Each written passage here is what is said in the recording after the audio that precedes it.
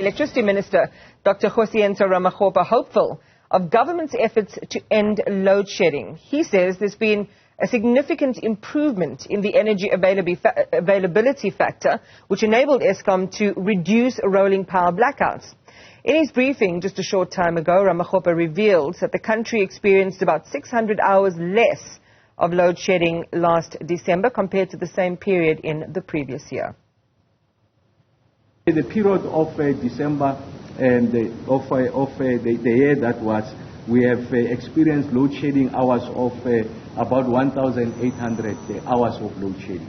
And when you see the period the year later, what we are experiencing really is that, I'm just saying the period of the December 2022, 2023, December 2023, 2024, we have had about 1,200 hours of load shedding. So essentially we have been able to reduce the hours of load shedding by about 600 hours. Ramokgopa says there's been a concerted effort to ramp up maintenance of electricity generating units over the past few months.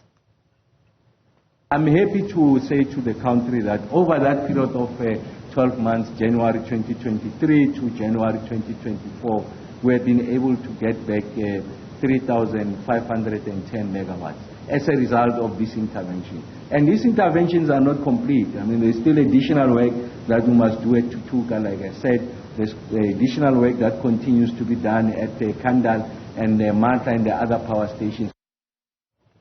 Well, let's talk about it all with energy expert Mohamed Madhi to talk about some of the points that came out of the briefing. Mohamed, good morning and thank you so much for being with us. For a lot of people, if you have a technical interest as an engineer, there would be something in it for you. And for the rest of us South Africans, it is a question of whether there will be stability of supply in the months ahead. He did say, as we mentioned there, that in 600 hours more of electricity compared to the same period the previous year over December. Your thoughts on whether it seems, from your perspective, both on a technical and just on an availability level, that the minister does seem to be on top of things. Good afternoon, Iman, and good afternoon to the viewers. Look, there has been a drop in the load shedding from 1,800 to 1,200 hours in the December period. But there are a few issues that one needs to be aware of when looking at these kinds of statistics and the comments around them. First one is taking a snapshot of just 1 month is not a smart idea when you need to take at least a 12-month rolling window. And over a 12-month rolling window, then do the comparison. I think the most important difference between last year and this year is that the private sector has added 2,000 megawatts or thereabouts, in fact a little bit more, to the national grid of own power supply. And it's this power supply that has contributed to a slightly lower demand and hence less load shedding. So it's not, the full 600 megawatts credit cannot be taken by Eskom or by the minister, because a large portion of that was the private sector stepping up and building their own on-site power plants and meeting their own demand that way.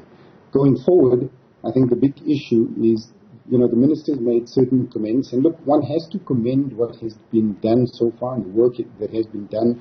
And also I see a much sharper focus now from Eskom, a much clearer idea of how to handle the planned unavailability.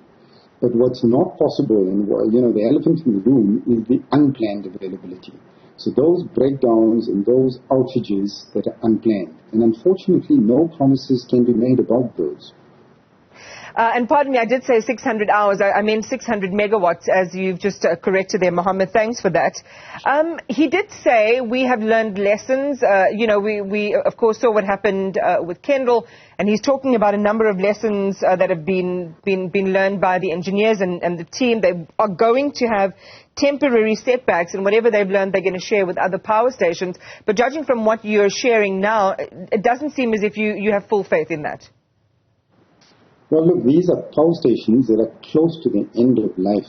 If at this point we have engineers learning how to run and maintain these power stations, we are in bigger trouble than we ever thought we were.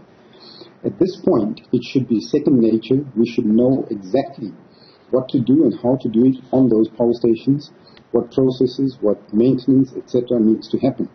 So when a power station, the average age of all power stations in this country is almost 33 years, the average age. Of course, some are lower, some are higher.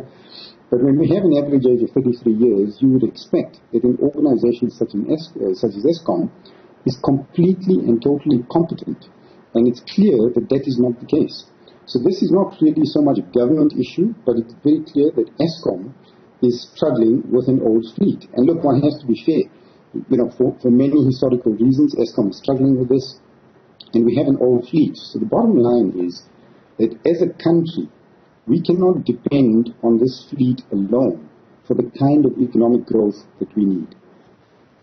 It's interesting because when you talk about aging and maintenance issues, of course, all of us will think back to, and we all had a great lesson in this, the boiler tube leaks, and we suddenly understood how that was really more of a maintenance issue. Somebody's got to keep their eye on the ball on that, and they're also preventable. And some would say with some of the things that we're dealing with now in terms of units that go off, it's also about, these are all also preventative.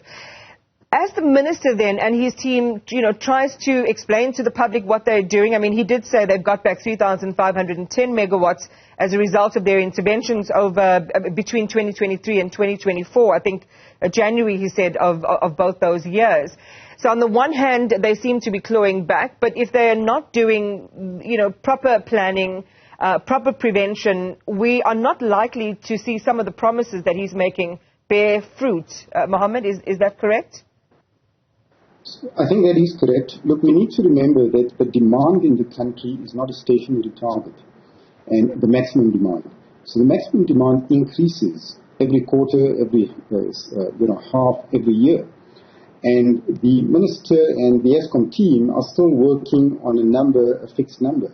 So when you're clawing back 3,500 megawatts, that's barely, enough to take care of the new growth in demand.